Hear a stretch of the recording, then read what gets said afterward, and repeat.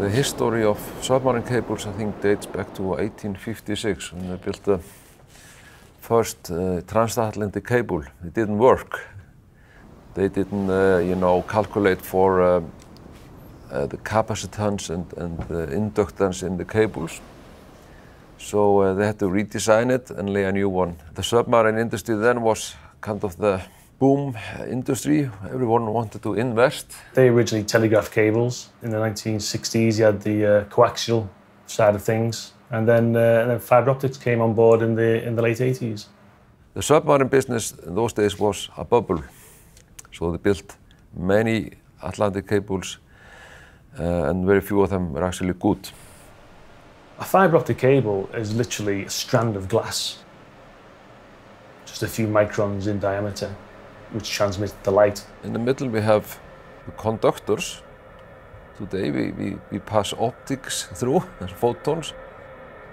In the old days it were electrons that were passed through. The design of fibre has changed very little. Essentially, a fibre made 20 years ago is as good as a fibre made today. What has changed is the equipment at either end of the fibre. The first cable, 2004, had a design capacity of 720 gigabits. The cable we built in 2009 had a design capacity of 5 terabit. We have replaced the end units. The total capacity is now 32 terabits. So it's like 6-7 times more. It was kilobit, then we went into a megabit. Now it's gigabit. Same number, just changed K to M to G. And now we're starting to talk about terabit in our business.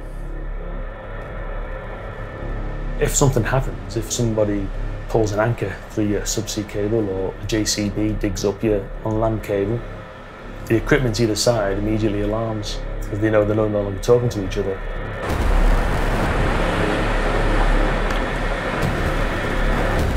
If you take an example of the Irish Sea, that's an uncontrolled environment.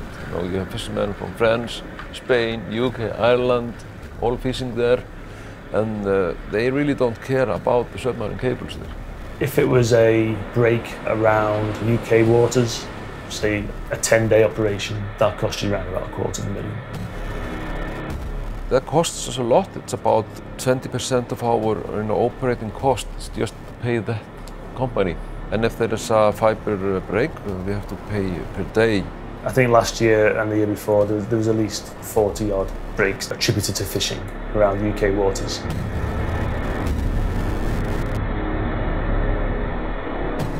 The telecommunications also go on land in terrestrial parts. We are facing threats from people who are digging, moving roads or railway works. We see frequent failures there, so what we try is to minimize the risk with having diverse routes. So we have kind of 4 different routes, and the design is such if one route fails, which happens like every month. We don't notice it, as a customer,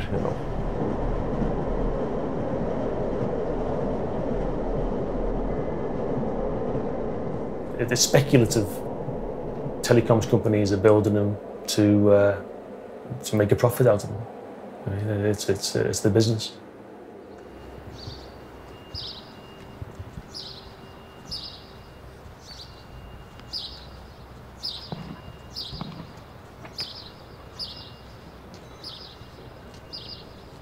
It's a big wheel to stop turning.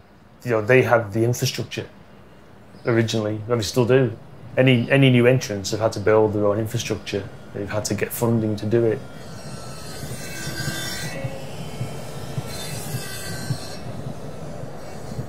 This is the most competitive market in the world. You can find blood all over the place there, So what we are seeing also today, we have very large customers in the world called Facebook, Google, for example.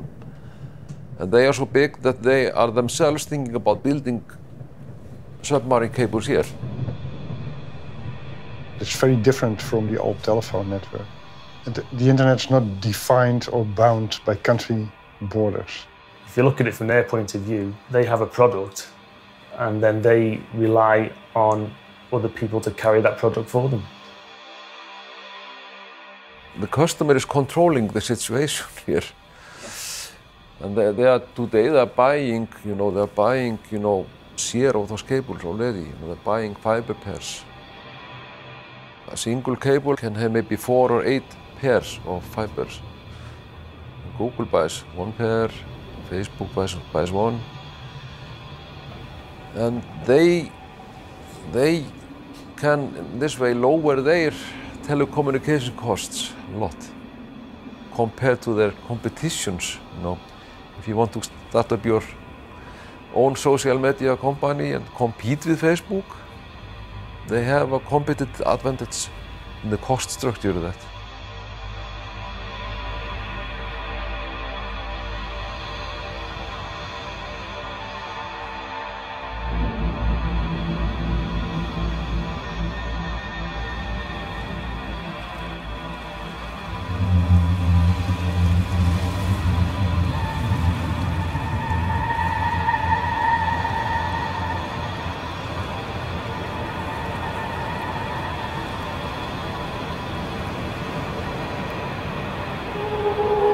Nearly all global communications are carried via cables.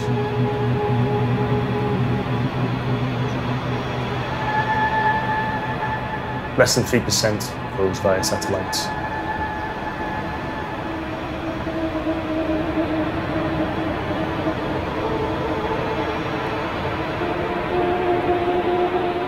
When you send an email or load up a website, chances are you've used a submarine cable.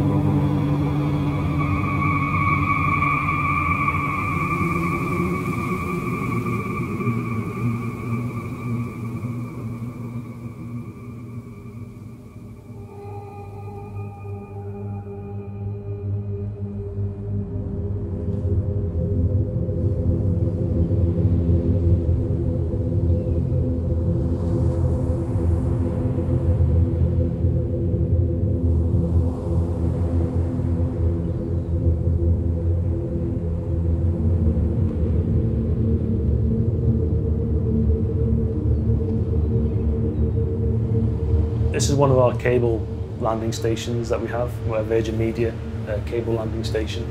So our submarine cable terminates in this building. We're surrounded by lots of residential properties, and this is a building that most people drive past every day, walk past every day, and they wouldn't know that it was an equipment site, such as it is. But I do know there's other cable landing stations down in the southwest that are kitted out to look like farm buildings and other nondescript buildings. The internet is all around us. You can't escape it, and you don't know. You might even live next door to it.